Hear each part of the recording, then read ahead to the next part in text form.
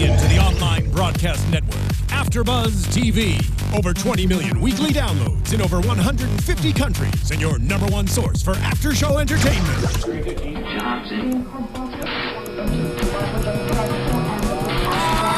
AFTERBUZZ TV, the destination for TV superfans. Producing aftershows for over 300 of your favorite TV shows. Interviewing celebrities and showrunners. And bringing you behind-the-scenes exclusives. All thanks to E! Entertainment's Maria Menounos, producer Kevin Undergaro, and internet leader Akamai. Now, let the buzz begin! Hello and welcome to The Ultimate Fighter meets the UFC After Show on AFTERBUZZ TV. My name is Daria Berenato and I'm here with my co-host, like we just were an hour ago, Mr. George Hermoza. It's called a crossover. Wearing a different shirt. A mashup. A crossover. Wait a second. A remix. Did you guys notice your shirts are like exact except different colors?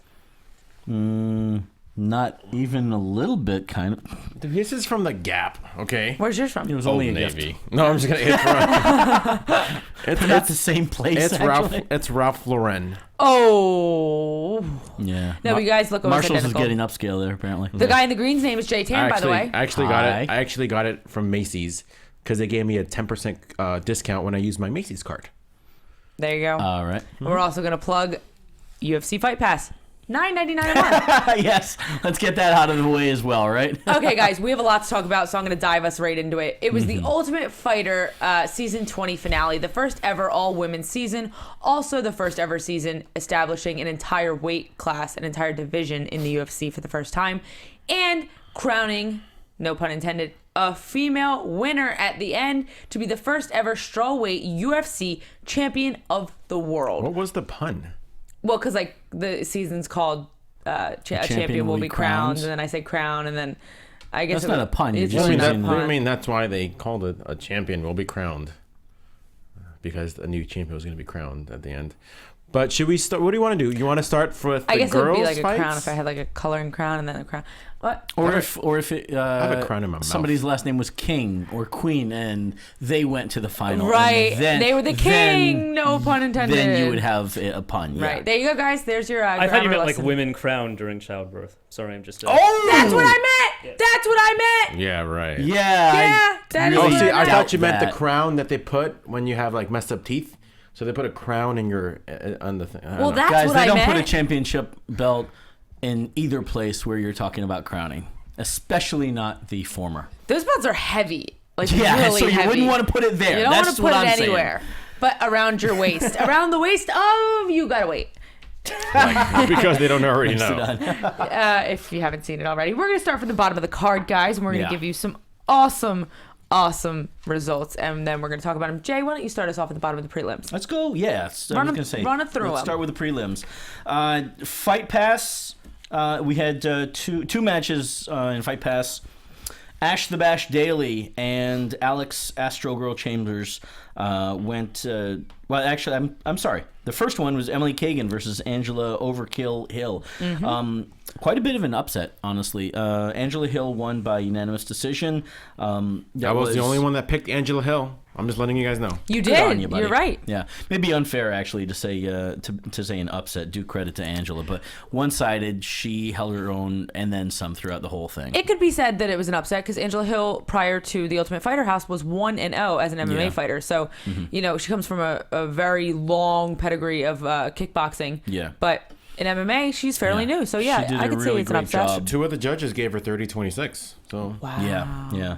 So the next match, Ash the Bash Daly versus Alex Chambers. She Ash missed Daly. weight. Yeah, Ash came in a few pounds overweight, but they went ahead and took the match anyway.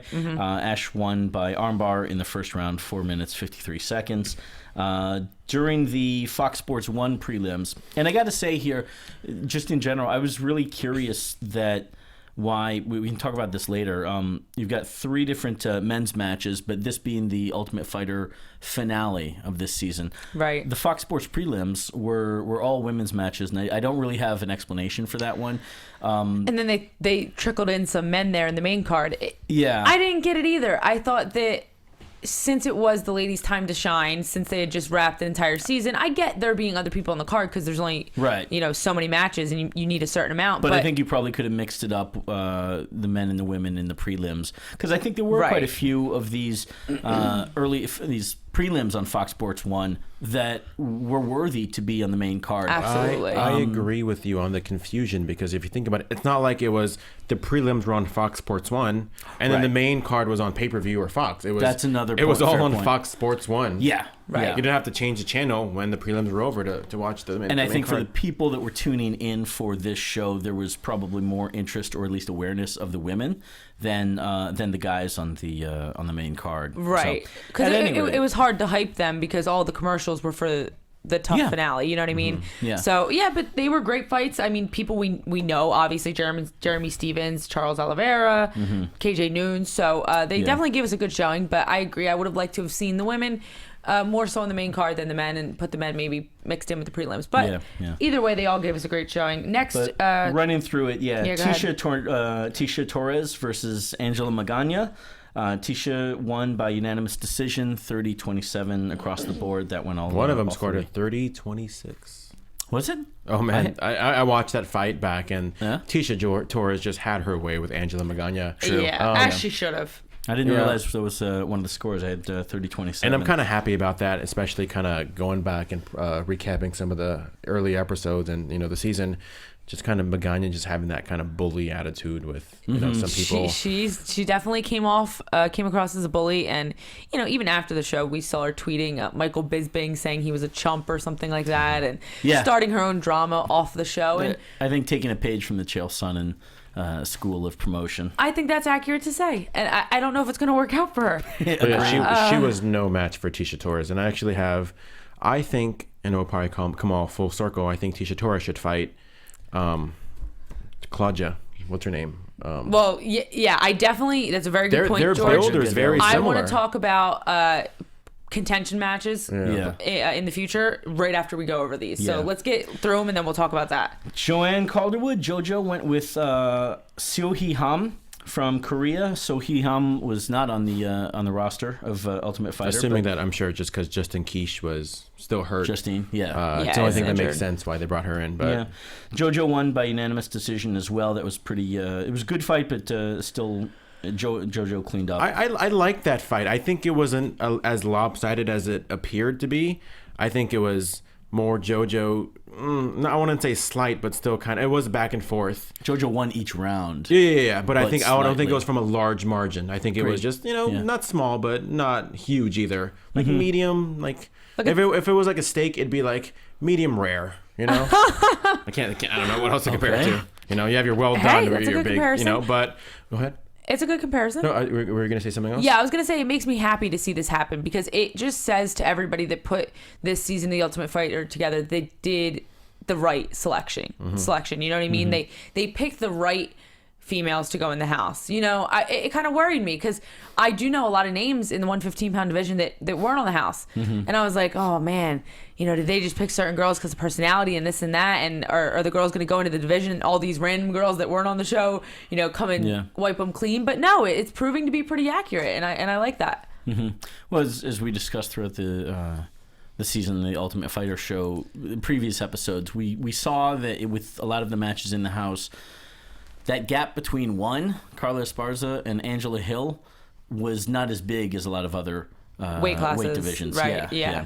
Although we haven't seen a Carla Esparza versus Angela Hill, because it makes me wonder though, because you see Tisha Torres get dominated by Carla Esparza, then you see Tisha Torres dominate someone like Angela Magana. You know what I mean? Like if you look at all the matchups, it honestly comes down to obviously skill level, but then there's also the other factors of style matchup that play a factor. So you're like, oh well, she did better against her because her wrestling, you know what I mean?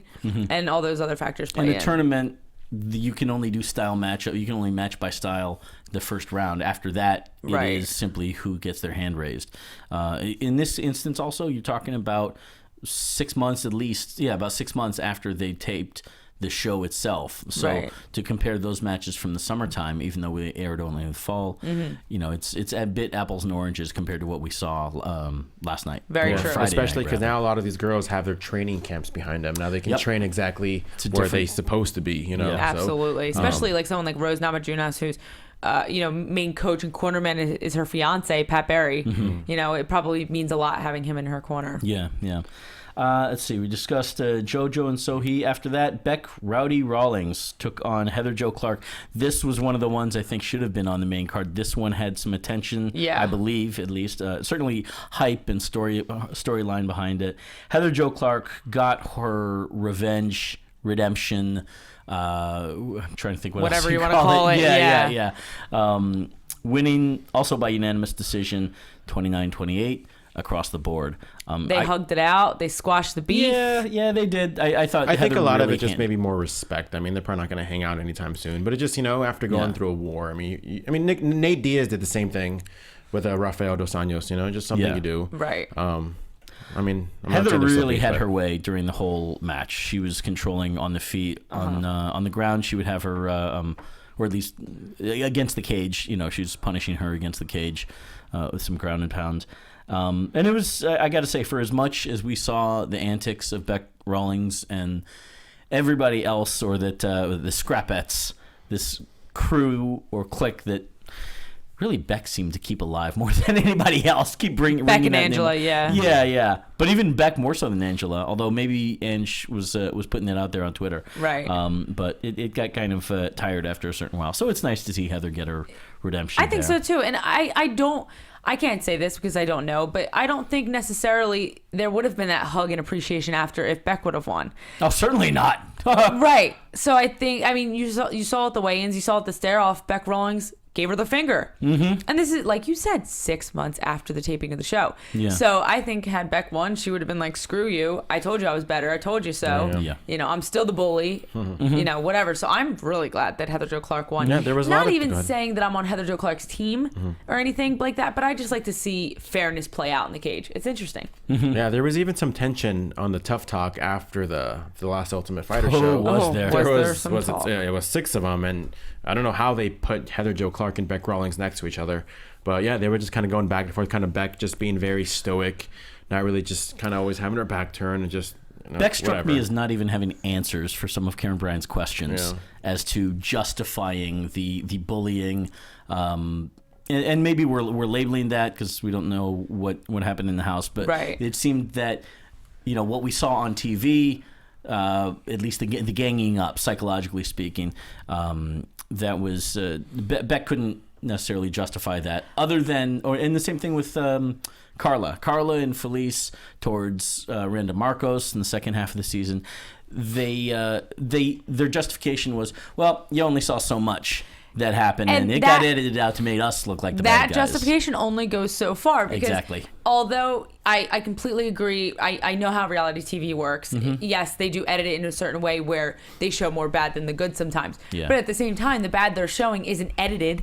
It's not like they made these things up and, put your face next to Felice's and made you guys do a patty cake and added the audio. You did it. You know what I mean? So although it might sway viewers a little bit more dramatically than you would have liked it to come across, it still comes across as what it was. And, Beck Rawlings, I agree with you, Jay. In the interview with Karen Bryant, she just seemed like she couldn't she couldn't come to terms with what had happened.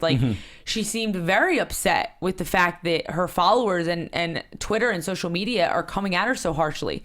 And she almost looked teary-eyed at one point when she was talking about it. I don't know if that was just me. Yeah, talking about Beck Rawlings. She just seemed like so disturbed by the fact of how she's perceived now because of that. I think she was probably put on the spot when someone actually questions and asks her, well, how do you justify this? And she may not be able to articulate an answer, in public, which is why she was kind of stammering at some of Karen's questions or challenges. She just was I don't know where you're going with this question. Carla seemed more definite with her answers, but at the same time, once she was asked that question, well, what about the patty cake? What about this? She was kind of just like, well, it was what it was. It wasn't like serious. It wasn't supposed to be that mean. It wasn't bullying, but When the camera's on you got to know what's going on. You got to accept, take responsibility for I think your it's actions. a growing experience for everyone who's involved. I think it always is. Anytime you're put on reality TV like that, you learn a lot. So the main event of the finale on Fox Sports, or rather the prelims, Felice Herrig and Lisa Ellis, also kind of a last-minute feud, if you will, or post-season feud, I'd say, because we didn't really see too much between the two of them during the show. I believe there was some tweets passed back and forth. Or no, there was an incident on the red carpet, I think. It was a red carpet incident. Felice Herrig went to put her arm around posing for photos Lisa and Ellis, stuff. Posing for photos, and she was like, said something along the lines of, "Get your arm off me," or, why are you have your arm around me? And Felice was like, "Oh, I didn't know we had beef. Oh my gosh, I'm so sorry." That kind of thing. And I think, Lisa Ellis might have been fed up from, what had happened in the house. Maybe it wasn't directly towards her, but maybe she was upset in general of the behavior of Felice Herrig and just didn't want, to be part of that. But yeah, so Felice ended up getting her revenge as well. Submission by armbar in the first 3 minutes and 5 seconds. In the second. Oh, was it the second? Yeah, I'm it was sorry. the second. You're right. I sit corrected here. Second round. That was one of George's favorite types of match, right, George? I thought so. I mean, I was actually very surprised on just how entertaining. I always like the whole jiu-jitsu and then kind of going to reversal here, reversal there, back and forth. Started off with an early submission attempt from Lisa Ellis. Who looked like she had it on pretty deep. Yeah. Felice getting out of that. Then it looked like Felice had an arm lock. Somehow Lisa got out of that, and it's kind of like you got to respect that. You got to respect when somebody's put in that situation, which I will talk about that in a later fight tonight. You guys know what I'm talking about because I mentioned it earlier.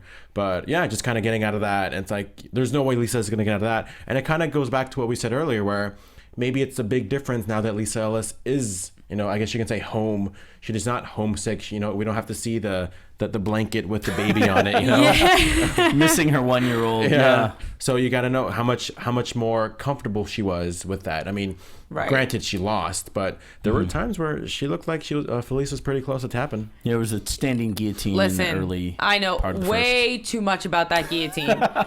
It was very, very similar to the guillotine I was put in my last fight, and just like Felice Herrig, I survived mine, and once you get out of there, it's like you're seeing stars for a minute. It was like you need some recuperation time. Yeah, so kudos to Felice Herrig for sticking in there and coming out with the win on the end. That's not an easy thing to do. Then my favorite match of the evening's next.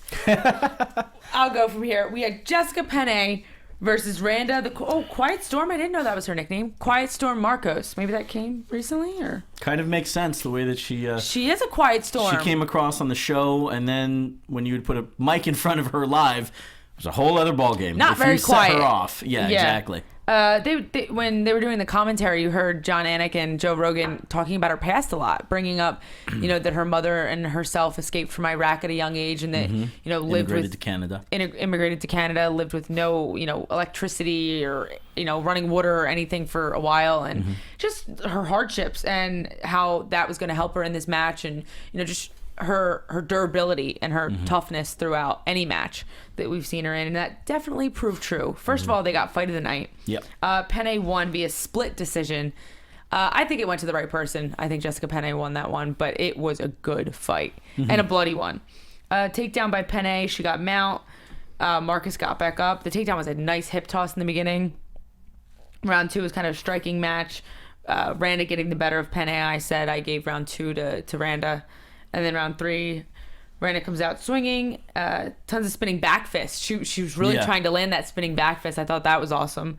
But Penn, it almost seemed like that was a secret weapon she'd been holding on to. Right? It was almost couple of spinning back fists and then a spinning back kick as well, I believe. Right? Yeah, it was like her secret arsenal that she unleashed in the third round.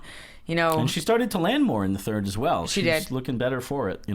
But Penn had amazing jiu-jitsu in the third round and really dominated the ground game. Yeah. I was not upset that Marcos lost. Like I said, just the past few weeks, I was not a fan of her. I mean, why? even going back to Tough Talk, you had Rose just kind of asking her a question. I'm like, what's I'm just wondering. This is Rose speaking. I'm just wondering, what's your beef with me? She's like, you were mean, you were this, you were that. It's like, well, you could insult. Like you see, this is Rose not getting upset. She's just asking a question, and Rana just starts attacking her. It's like, whoa. Rose literally just said, no, but what specifically did I do to you? Like, I don't understand. Like, just give me a reason. And there's more guilt by association. Right. Yes. You were laughing. You were this, you were that. And Randa was just like, I think Randa's thing is that, like, she's been through so much, right? Mm-hmm. So when it comes to this petty girl drama, she doesn't know how to handle it. Instead of just like, it's girls will be girls, and kind of rolling with the punches. To her, it's like... And she's saying, I went through Iraq. Yeah. Hell no. I dealt with a war-torn country. What are you talking about? Yeah, you are not gonna make me look stupid on television with this little bullshit. So I think it might be some of that. But she also said that, she was never good at, like, handling her emotions. She was talking about that after Tough Talk. And maybe that's part of it too. But Rose was hilarious during that Tough Talk. They were like talking with Carla and Heather, I think, at one point. And Rose was just like this. The camera caught her, and she was just like those eyes up above. And I was like, oh, she's so cute. She's just so like stuck in the middle of all this drama that she clearly didn't want to be in. Absolutely. Yeah. But yeah, that was my favorite fight of the night. It also won fight of the night. They got $50,000 bonuses. Congratulations to them for putting on a show. That says a lot, because going overall, this whole card was pretty good. Oh yeah. Every fight had some moments where you were like, this is going to be fight of the night. No, this is going to be the fight of the night. But so big props to Penny and Marcos to performing on a night full of great matches, great fights. I was working at my bar, bartending during this fight, and I actually told my boss, I was like, you can fire me, but I'm not bartending during this entire fight. I can't do it. And he's like, oh, okay. And I was like, okay. So I was just like so like entertained, and like I tip your waitress as well. Your bartenders and waitress as well. All my patrons, my regulars were watching with me. They were like, oh, did you train with her? Like, they don't get the world of MMA. And I was like, I think everybody knows each other and everybody trains with each other. Yeah, like they think we're all one network. I was like, oh, she lives in SoCal, but anyway, so it was can I have a shut up? Not till the third round's done. Seriously, it wasn't happening. It was my point to that story was that watching this gave me chills a little bit. Really? Yeah, because it was just history in the making. And it's awesome being part of this new breed of MMA where people aren't training Taekwondo anymore. People aren't training, whatever else. They're training MMA. It's a new breed. And we'll talk about a retirement that happened tonight. And, somebody who's a veteran of the sport retired, saying that he just can't keep up with the young guys anymore. Yeah. And it's true. There's a new wave coming, and these women... not all of them are new. A lot of them are veterans from other organizations, but to see them get a platform so large as the UFC in a new weight class, it really makes it gets me excited. It makes me happy. Well, there's also a personal hook for you, that being that it's my weight class and it's now established in the UFC, and it gives me those chances. Yeah, absolutely. There's now an end goal for you, and I think that's not a bad thing. I think it's fair whether you put it towards women or men of a new weight class. Okay, now there's a reason for me to invest my time and energy into it. There is an end goal towards the future. Should I decide to pursue this career? Right. Listen, Invicta is a great platform, but the UFC, it's just one step higher. Yeah, those three initials have been the pinnacle of MMA since it hit the sport, since it hit this country. Yep. I mean, it's only a matter of time before a lot of these girls are on the same fight card as a Anderson Silva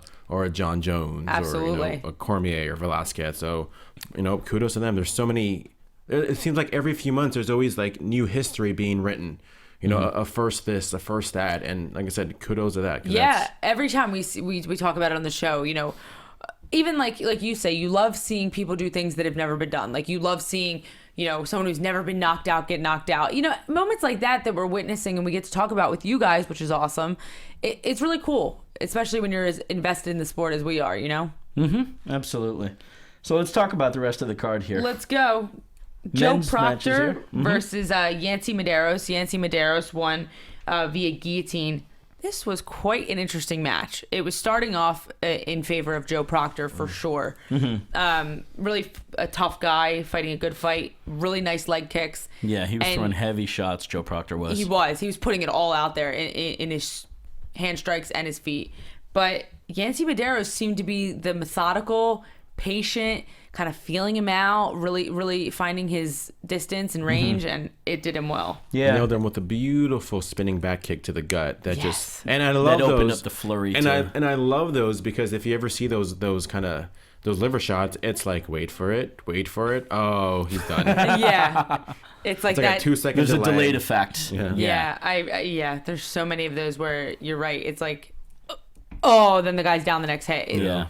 It's hard to recover from a hard body shot like that. More so, I think, than, like a good headshot, because it's like it really doubles you over and not much you could do. Yeah. Medeiros landed the spinning back kick. Really set up the flurry that dropped Proctor against the cage, and then Medeiros jumped in for a guillotine choke and got that really fast. He was one of the 2 performance bonuses of the night. Props to him for 50 G's. Hell yeah. Oh boy, you want to come through LA? Lunch is on you, man. Yancy Medeiros. Go ahead. No, you guys go ahead. No, really, no, you go ahead. No, you go. No, you go. No, you go. This is a bad episode of Portlandia. I'm just going to cut to it. Yeah. KJ Noons. You know what I'm talking about there, some of you. KJ Noons and Darren Cruikshank at 155. Unfortunately, this was the unfortunate note of the night. Started out to be a really fun kick fest, I'll say. Guys going back and forth, a lot of fast and hard shots, especially kicks trading. A lot of people said that this was going to be the fight of the night. Really highly anticipated match. Dana White was excited for it. I know. Yeah. KJ Noons has been around for quite a while. Former Elite XC champion and boxer in his own right. Darren Cruikshank is a guy that's come up and really has a lot of I'm going to say hype, but a lot of people believing in him. Absolutely. And has reason for that. Unfortunately, round 2, however, KJ Noons was stopped twice for an eye poke. One was in the first round, and the second one was in the second round. Yeah, the second one was kind of funny. Big John's the referee for this. There was an eye poke. Cruikshank was complaining about it and almost turned away. But I think we heard Big John say, no, keep fighting, or something alluding to, I'm not going to stop it, keep going. John apparently missed the eye poke. KJ Noons jumped in, and then I remember specifically hearing Darren say, it's bad, man. I think that was the line. Something akin to that. And John finally, I think at that point, Noons was hesitant to go in. And John called for a timeout, and then they realized that there was some actual damage to the eye. John brought in the doctor, the ringside physician, took a look at it, and they took a few minutes for Cruikshank to get try and get his vision back. He couldn't peripherally. He didn't see the number of fingers the ringside physician was holding up, right? And said those magic words that, guys, for those of you in a fight, or if you are at a fight and you hear someone say this, then you know the match is over. I can't see will immediately. That's the code word to the referee. I'm done with this match. Yeah. If you can't see out of one eye, it is the referee's obligation for your safety. Unless you put your hand up to your eye like George is right now, in which case you're probably blocking a shot, and you are not able to hide behind that alibi, George. You're screwed. Yeah. You're just going to get hit in the face. At that point, the referee will stop the match, and you will... Works every time. Depending on how far the match is into it, time-wise, it'll be a no contest, which it was in this case with Noons and Cruikshank. Right. Or if you're in the third round, you'll possibly lose that match.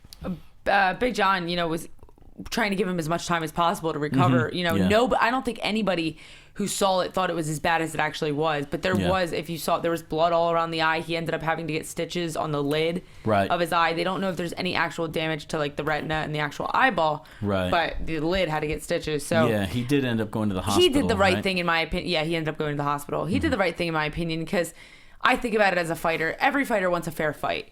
But if you get, a reasonable injury that has to do from your opponent's talent, like a head kick splits open your head, okay, that's your own fault.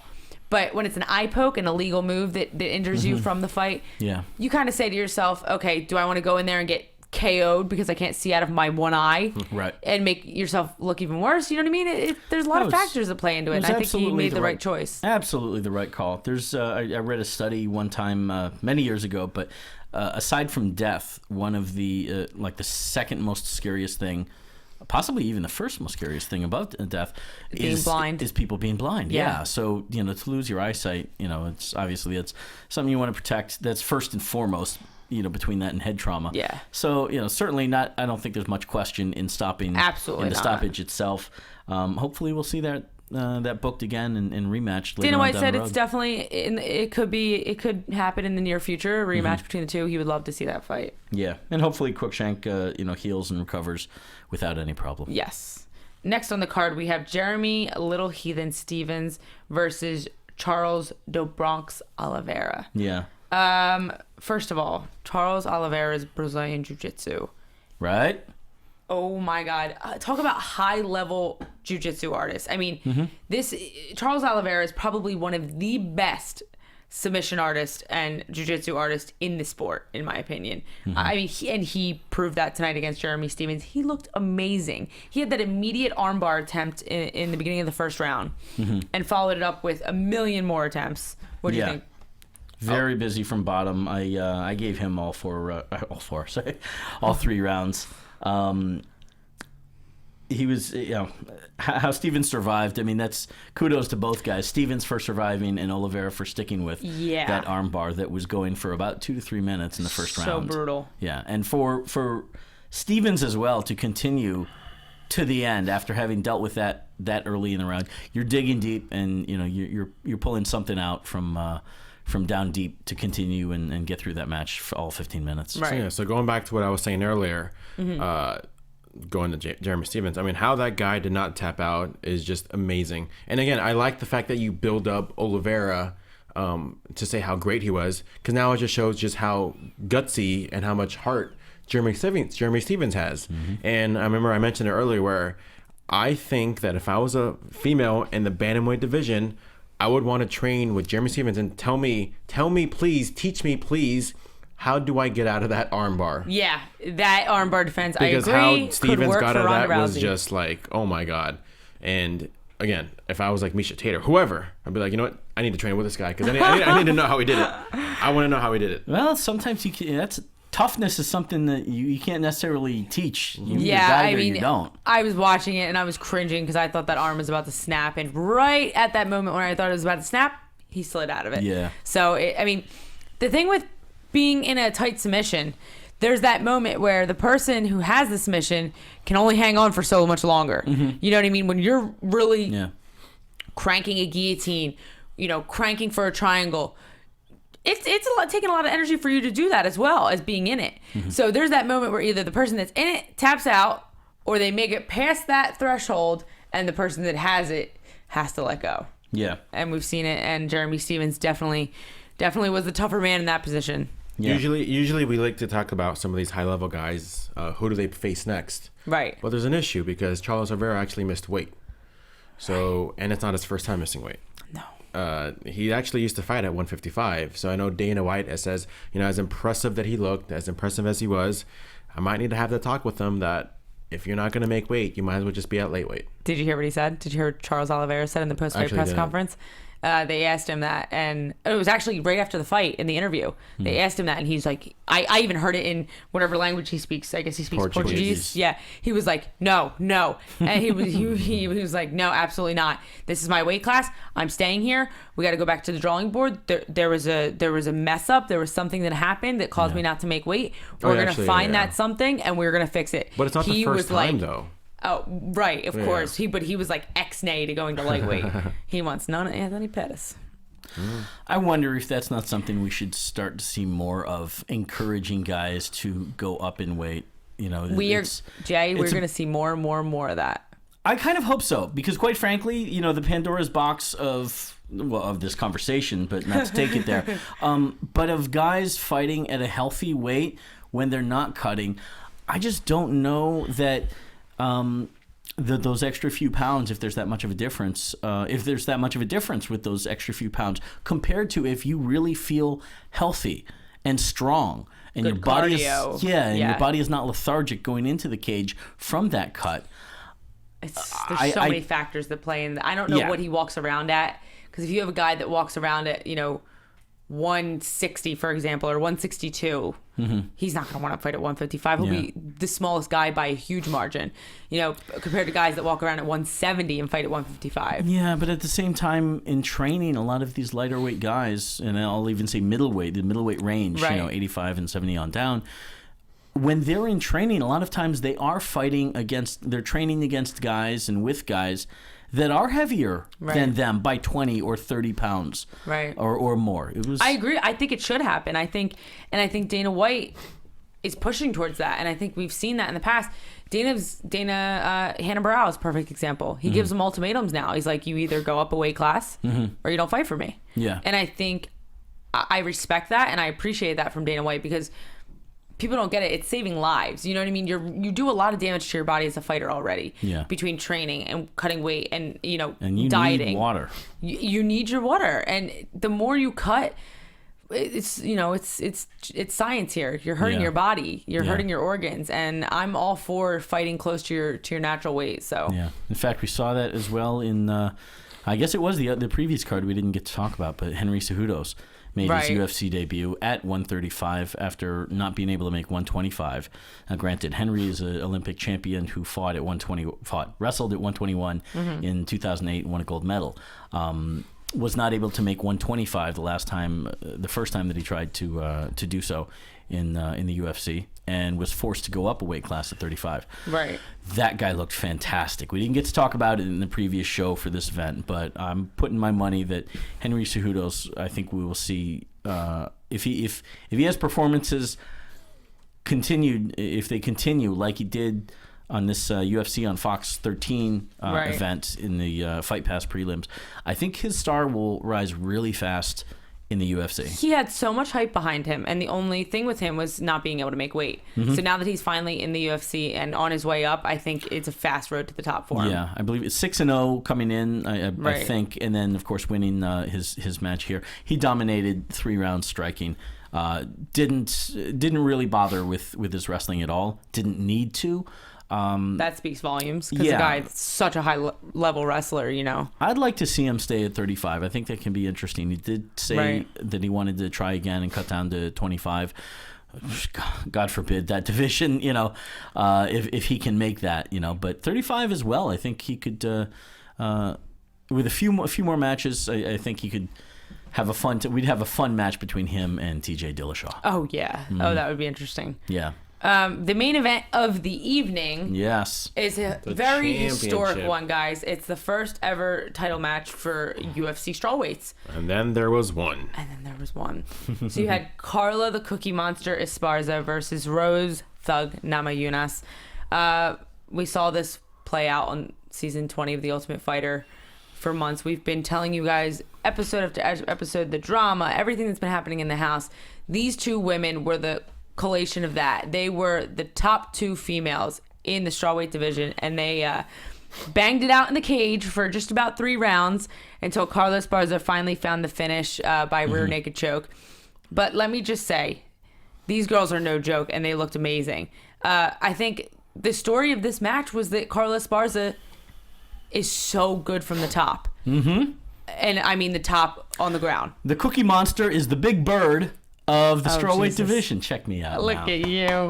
Okay, you pat yourself on the back. Yeah. What do you think, George? Nothing taken away from Carla, but I was a little confused by Rose's strategy as far as as far as kicks go.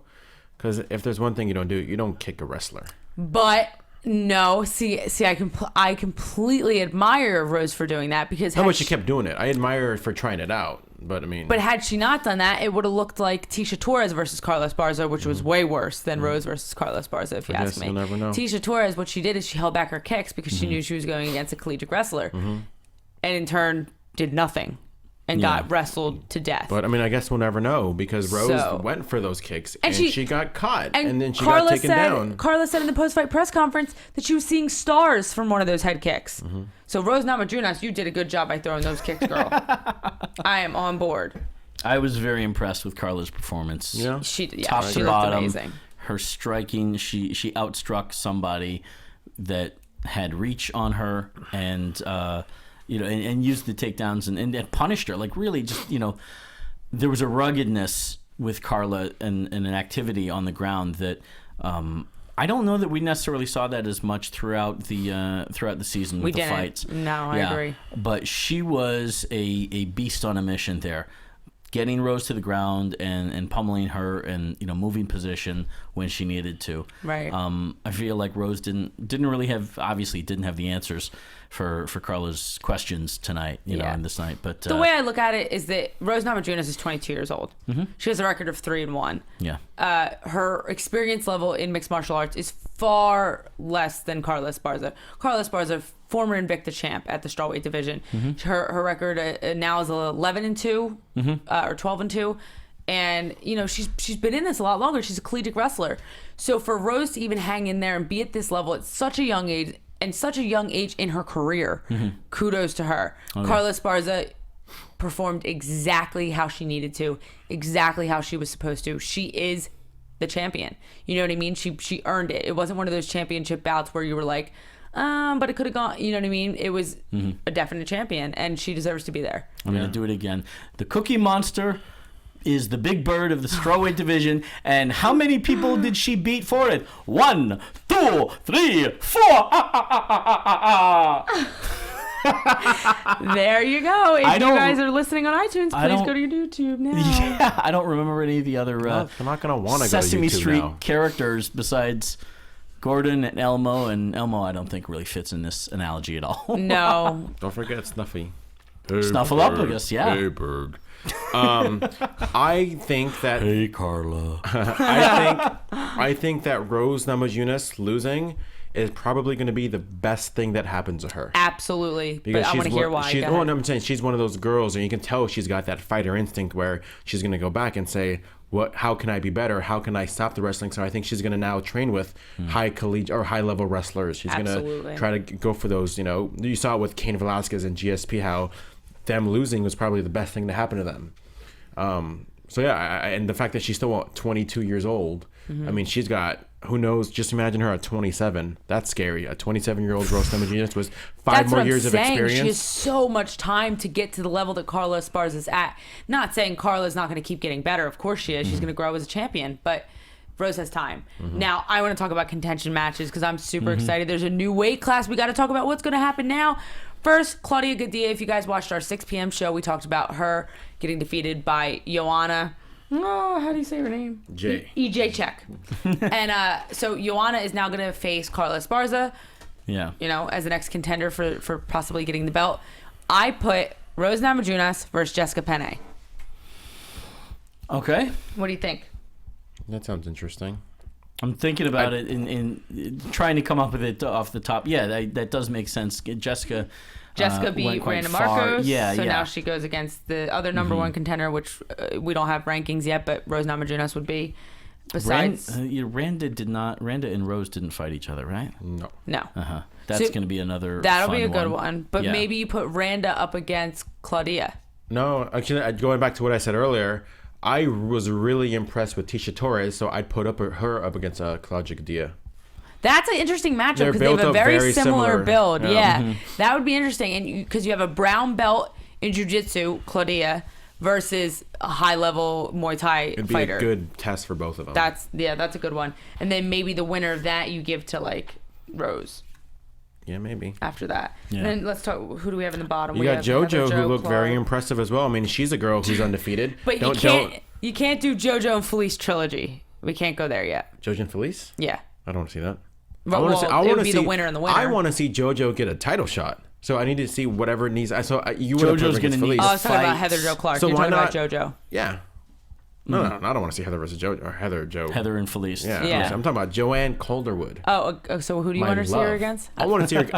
I want to see her against Carla first, but obviously that's not going to happen next. No. Maybe put her up against Jessica Penn. I think they'd match up pretty good. She's going to have to beat somebody like a Jessica or. She doesn't get that just Randa. yet, though. We give. Why not? Not that she doesn't earn it. She's undefeated. Yeah, she is undefeated, but I think you need somewhere to put Jessica Penn and Rose. Because where's Rose go? Where else would you put Rose? Unless you give... I would like to see Rose and Claudia. There's that as well, yeah. Because Claudia is said to be the number one contender. But high-level jits, and especially what we saw... Two high-level jits. What we saw with Claudia's grappling and the wrestling and control against Johanna. I don't want to butcher her last name. Yeah. I really gave that match to Claudia, and I think Claudia versus Rose makes sense. I don't know. I think that Rose. I mean, if Rose will need to get that wrestling training that we were talking about if she's going to face Claudia. It's same piece of the puzzle missing there. Right. Whereas, with Rose, you want to give her, I don't know, you've given her a shot at the brass ring there. Maybe you give her a shot that's more even right now. That's and why I don't know maybe that Jessica Claudia Penn right now. Yeah, and then the possibly winner of Jessica. that gets Claudia, depending on where she is in her career at that time. Yeah. But, so you want to see JoJo and who? I don't know. I mean, maybe Jessica Penn.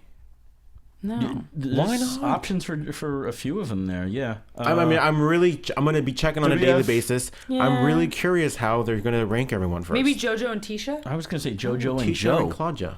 Did we see that on the... I don't Heather think Jo? Yeah. And JoJo? Heather Jo and JoJo? No. Yeah, so there's that possibility. I want, out of biasness, I want JoJo be on the path to the title. We know, and we can saying, hear your biasm. I know, but I'm saying I don't think that beating Heather Jo Clark will get there. I think it's just going to stall a little bit more. I don't want to see her face somebody who's going to put her in contention. Okay, so that would mean it has to be like someone like Jessica, Randa. Yeah, I mean, don't put Rose. her against Rose because we saw that already. Yeah. At least not anytime soon. I don't want to see it Give her again. Randa. See what happens. Maybe. With these girls, though, certain ones you do need to also... one philosophy of matchmaking is to book them against the toughest chick possible to get them to that end goal as fast as possible. Right. That's one way of doing it, but at the same time, there is also the issue of just having to keep them busy and warm. Mm-hmm. So not all of them are going to be able to fight Jessica. I mean, you could fill up Jessica's dance card really fast because Jessica is that close to the top, Right. And possibly the same thing with Rose. But at the same time, from Rose's perspective, those could possibly just be matches, kind of placeholder matches. Right. So I think the thing is, though, you want to kind of build everybody carefully to evenly. Mm-hmm. It's not going to be just that these women fought on this show, then they're going to have one other tough match, get past that, and they're going to fight Carla. Right. There's going to be several of these potential stars. I'm going to say that we're talking about here that are going to be matched up with some of the ones on the prelims card. Right. I'd like to see, in that respect, JoJo versus Heather Jo Clark. Not necessarily a bad match. Some of these girls are going to have notches, have wins, multiple wins. That's what I say. That's why you can give Tisha to JoJo. Yeah. Sihi Ham to Angela Magana. You know what I mean? And kind of just play around with those. Sihi Ham and Angela. The funny part is we're talking about a division where we really only know the top 15, top 20. I'm going to say, they're all the top. Because it just started and because, division is so, I guess you can say small. It's small at this point compared to the others, the person after this fight, after Carla versus Johanna, pretty much everybody's one win away from a title shot. Yeah. I mean, before which is last how it night, looks, but not necessarily is going to play out that way, is my point. Well, I mean, then who's going to get the next title shot after Carla and Johanna? We have to see what happens in that match whenever that gets booked, because we know it's not going to get booked for a couple of months. Yes, I mean, a lot of these girls, we're going to see all these other matches happen in their performances. And one other name that we're not talking about in this mix, Paige Van Zandt. Oh, I know. Boom, trump card, son. Wait. Amazing fight right here, guys. I'm telling you, this is going to get fight of the night bonuses everywhere. You know who I'm going to say? I do. Rose Namajunas versus Paige Van Zandt. Boom. That has... Okay, first of all, I'll give you a lot of reasons. They have this exact same build. They're both tall, narrow, kind of lanky. Rose Namajunas, sick stand-up, really unorthodox. Paige Van Zandt, amazing stand-up. Maybe even more brutal than Rose's. And amazing clinch work. Yeah. Paige Van Zandt's a girl that has amazing reach, but doesn't like to use it. She likes to go inside and dirty box. Yeah. I would love to see that fight. Super, and both very young as well. Both young, 21 and 22, talented, fresh, eager, emotional. That's a good fight. I will say that the person that Paige Van Zandt beat, Caitlin Curran, she looked pretty impressive as well. Yep. Caitlin Curran's an impressive throw her name. into this mix. I would like to see. I think they've already fought, but Caitlin Curran and Claudia Gadia. I think they've already fought, but I don't know if they haven't. Put those two together. You got a wrestler and a high-level jits. Yeah. So that'd be interesting. Yeah, for a good stand-up There's match. so much to... Yeah, exactly. There's No, so much to do with they this weight didn't class. fight before. They didn't fight before? You No. just checked for me? Thank you. Thank you. Joe Silva, It's 911. all on my Wikipedia. Sean Shelby, rather. There you go. So... I'm really excited about this division. Like I said, I'm going to be checking it on a daily basis just to see. I'm kind of curious what the rankings are going to be. The rankings, yeah. Yeah, I'm curious who number 1 or number 2, number 3 You know is what going I'm to be. curious to see? I'm curious to see if it's going to be the kind of... If Carla Esparza is going to be the champ that nobody can beat, or if this weight class is going to be a new champ every week. You know what I mean? Every week. Not The literally light, every the week. light heavyweight division was like that for a little like bit. Ronda Yeah, Rousey. title fights Like Ronda Rousey. every She's time. had the champ from the start. Nobody can beat her. It's the same old story. Is this going to be one of those things where it's like, bam, this girl's beating the top one contender, then this Right. girl's beating this girl, then this girl's Yeah. beating this girl? Is it going to be one of those crazy weight classes, or is it going to be like Carla Esparza, no one can touch me, unstoppable? I mean, it definitely looks like that right now. Right. I mean, as much as I love Rose, I mean, Carla kind of dominated her. She did dominate her. I mean, here, literally everybody here was picking Rose to win. Yep. And you watch Tough Talk, a lot of the people watching was picking Rose to win. A lot of the girls, Vegas picked Rose to win. a lot of the girls on the Tough Talk were picking Rose to win. Misha Tate picked Rose to win. Everybody picked Rose to win. So I mean, I will go out right now and pick Carla to retain against Joanna. Yeah. Oh, yeah. I think that's one yeah. match that she'll have to be on point for it, to be sure. But Definitely. you know that striking does pose a threat. But I think Carla will be able. If there's one thing Carla Esparza is good at, it's ducking under that vicious striking using her wrestling. Yeah. I would put money on the fact that she'll have to use her wrestling a lot in that kind of fight. Lately, Carla Esparza has been showing us that she has a stand-up game, and I love it, and that she has a jiu-jitsu game as well. Whereas the old Carla Esparza, a lot of her old fights, if you look at it, was mostly wrestling. Wrestling. You know, get her to the ground, hold her there, let the time run out type thing. Right. And the new Carla Esparza is not so much like that. She's very entertaining. A lot more entertaining than I remember her being. And I think a fight like Joanna, I think she's going to have to really use that wrestling. Yeah, but I think the way that we saw, Claudia handle Joanna and keep her where she wanted She'll to. be able to do it. Oh, yeah. Definitely. That's my thought. yeah, I mean, Yeah. if I was Joanna, I would definitely work on my takedown defense because don't get it twisted. Joanna is a high level, and I don't mean high as in high. I mean high as in extreme level of like Muay Thai. Right. So I mean, Yeah. I don't think that Carla's going to be able to strike with her on the level that we've seen her do with Jessica Very Penn good point. before. So Yeah. I mean, it should be interesting, but I do think that Carla would retain. Take the win. Yeah, I agree.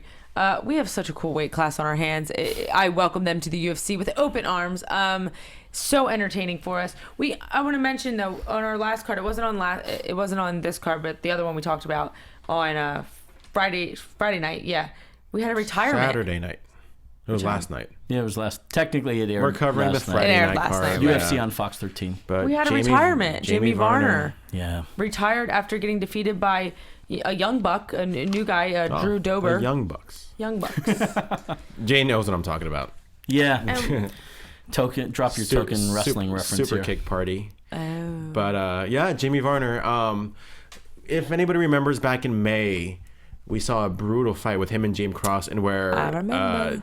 he hurt his ankle, and it was very, very difficult to watch. I remember we were watching it with actually Josh Barnett in the living room of AfterBuzz Studios, and all of us kind of cringing. Just how is he still even That's a good fighting? memory. And how is he still? We were eating pizza from. Now we're not going to promote them.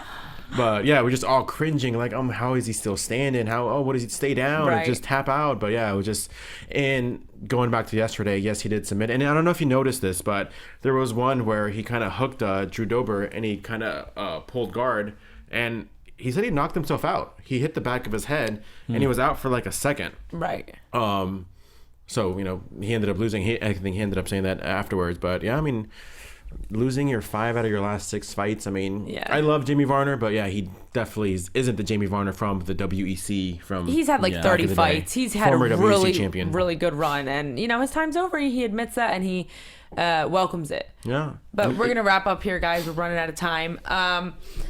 I'm excited about the Tough 20 finale. I'm excited about all the cards this weekend. It was such a good weekend of MMA. Great night of fights. Packed doubleheader. And we will be back One more show for the year. One more show, guys. We're going to have a special guest next week. Can't tell you who it is, but it's a very special MMA coach in the SoCal area. Take your guesses on our YouTube comments. Guys, we might even have our picks of a fighter of the year. Yeah, we'll be talking. We're talking all about that. We want to know who is your fight of the year, fighter of the year, comeback of the year, all those of the year. Start a watch in 2015. Yeah. Go on your Fight Pass for $9.99 and check out those old fights you missed this year. But in the meantime, you can find me. Is it up yet? Right there? At G Hermoza. It's up. You can follow me on Twitter, on Instagram, at G Hermoza. You know what? I think I said Facebook. Go ahead and add me on Facebook as well, at George Hermoza. So, what about you, Jay? Because I know Daria goes last, apparently. Find me at Friendster, JTAN716. Actually, I don't think those codes even actually existed during Friendster. And some Probably of you not. don't even know what Friendster is, for that matter. And then you can add me on the PlayStation Network at G Hermoza as well. Anybody who wants to play me in FIFA 2008, go ahead and add me. You heard him. You can find me at Daria B28. You can also go on my new Facebook page, Daria the Jersey Devil Berenato. Why? I don't want to put my headphones on. Oh, I didn't even know that. I didn't even know that they were off. And you have a fight coming up. I have a fight coming up February 7th for California Fight League in Adelanto, California. I'll also be fighting for a special U of MMA show very soon, too. But we'll talk about that when it comes time. Thanks, guys. What are you flinching for? From executive producers Maria Menounos, Kevin Undergaro, Phil Svitek, and the entire AfterBuzz TV staff, we would like to thank you for listening to the AfterBuzz TV network. To watch or listen to other after shows and post comments or questions, be sure to visit AfterBuzzTV.com. I'm Sir Richard Wentworth, and this has been a presentation of AfterBuzz TV. Buzz you later. See you later. The views expressed herein are those of the hosts only and do not necessarily reflect the views of AfterBuzz TV or its owners or principals.